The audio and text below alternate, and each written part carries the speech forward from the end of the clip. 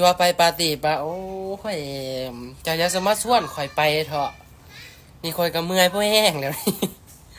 นี่มาปาร์ตี้มังลำไยนี่นะไปปาร์ตี้บ่ได้ดอกใส่ข่อยนุ่งผ้าเหลืองนี่ไปอ่ะให้ข่อยต้องคุ้มผ้าหัดเอิกสุภาพย่างรับตามื่นตาน้อยหนึงแล้วก็ไปทักทายก็เจ้าบ่สบายดีเจริญพรออกตนญาติโยมที่ก็เจ้ากำลังเปิดไพ่มือมาเห็นบ่แล้วค่อยก็ต้อง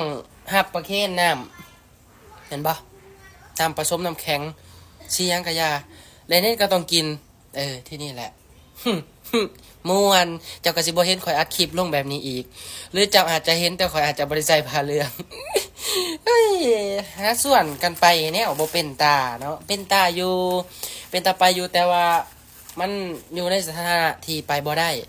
อันนี้เน้นบ่ได้สนับสนุนนะว่าไปดีหรือว่าบ่ไปดีขึ้นอยู่กับแล้วแต่ว่านี่อยู่ในสถานะที่ไปบ่ได้โอเคโอกาสหน้าเนาะถ่ายอีกสักก่อน